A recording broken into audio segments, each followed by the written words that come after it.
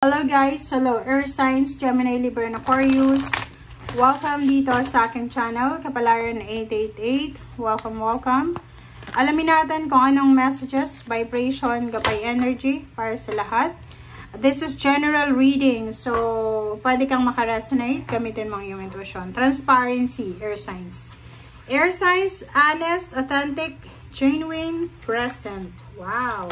Sinasabi ng baraha, dahil yung mga air signs naman is honest naman sila, authentic. So, panatilihin nyo na lang. Kung honest kayo, panatilihin yung maging honest, maging totoo, maging humble, maging present ka sa situation. Okay? Wow.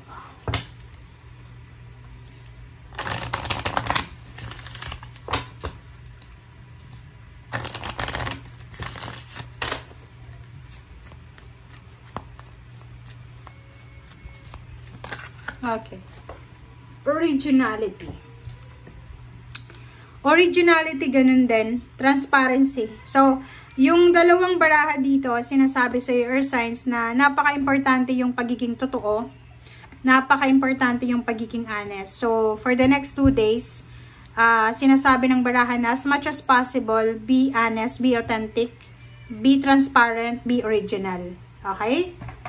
And, alisin natin yung illusion natin ng mga unrealistic goals, unrealistic relationship, setups, or anything na hindi totoo.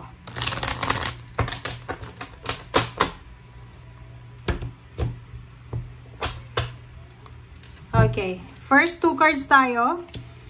8 of Wands. Nako, mag-iingat ka.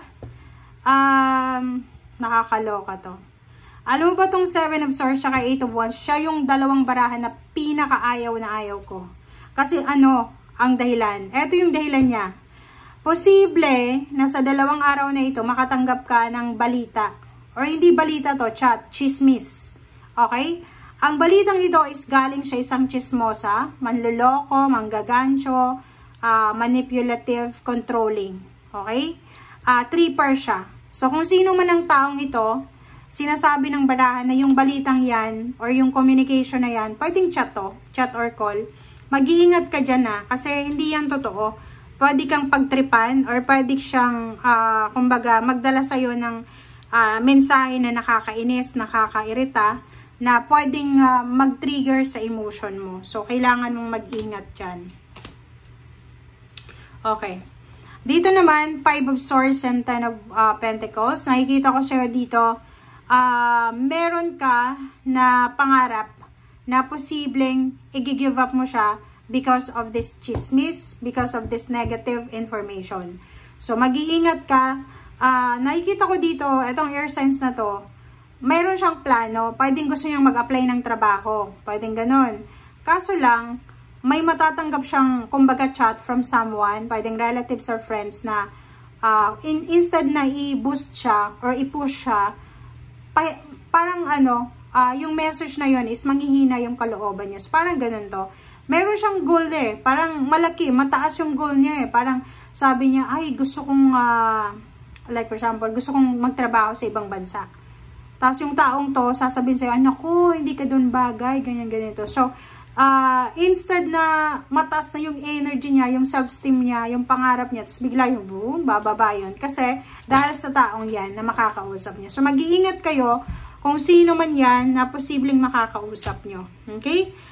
King of Cups, sinasabi ng baraha sa'yo, maybe water sign, Pisces, Scorpion, Cancer, lalaki siya.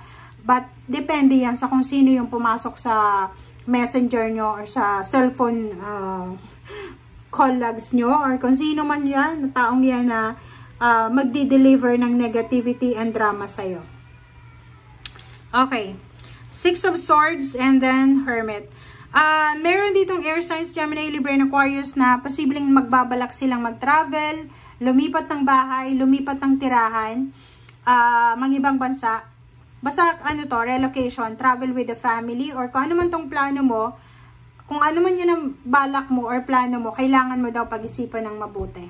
Okay? Or pwedeng meron dito na air signs, Gemini, Libra, and Aquarius na ang tagal-tagal nyo nang pinagpipray na sana magkaroon kayo ng offer, job offer sa international. And dito sinasabi na the Hermit is here. pwedeng nandito na yung clarity, yung enlightenment, yung liwanag ba. So, pwedeng yung mga offers na hinihintay mo ay nandito na.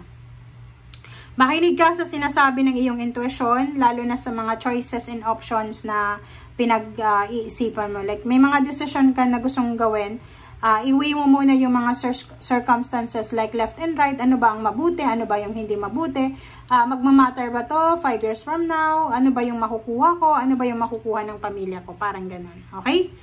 5 of Wands, and then 10 of Cups. So, nakikita ko sa'yo dito na may posibleng pag-aaway na nangyari sa past ang masisettle sa ngayon. So, pwedeng for the past 5 years siguro, hindi maganda yung takbo ng relationship mo with your family, with your friends, with your neighbors, with your workmates. And dito sinasabi na darating ang pagkakataon na maayos mo yung gusot, merong reconciliation, apology accepted, forgiveness, and merong family celebration na magaganap na pwedeng yung celebration na yun yung magsasara ng mga pain and heartaches, resentment sa bawat pamilya. Okay, 2 of Swords and the World. So, dito sinasabi ng baraha sa'yo, diba? Meron talaga ditong Earth signs, Gemini, Libra, and Aquarius na gustong-gusto niya talagang maka-travel sa ibang bansa. Yung matry na magtrabaho sa ibang bansa. Gusto niyang maging, kumbaga, ma-experience yung buhay na nakatira sa ibang bansa kasi marami siyang nakikita online or kahit sa mga kapitbahay niya na yung mga taong pumunta ng ibang bansa, umasenso talaga sila. Asenso talaga kasi mataas yung sweldo sa ibang bansa. So, nakikita ko sir dito na sobra yung eagerness mo pero hindi mo pa alam kung saang bansa ang gusto mong puntahan.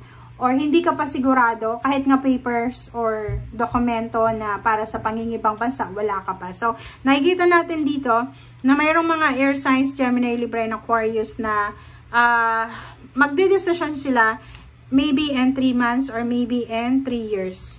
Okay, so nakikita ko sa inyo dito 10 of Swords and 3 of Pentacles. Yun, may forgiveness, recovery, emotional recovery, financial recovery, health recovery.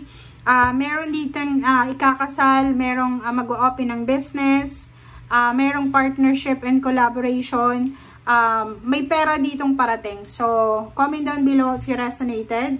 Kasi isang decision lang ang gagawin mo dito eh. So, parang sinasabi sa'yo na isang decision lang ang gagawin mo tapos biglang parang mag-a-align ang lahat sa'yo. Okay? So, like for example, ayun na nga, yung pangingibang bansa lang, paglipat lang ng trabaho, pagbe-business lang, tapos biglang tataas yung, kumbaga, sweldo mo, ganyan-ganito. So, magbabago ang lahat dahil sa isang napaka-importanteng judgment or decision. Okay? Thank you guys for watching. Bye!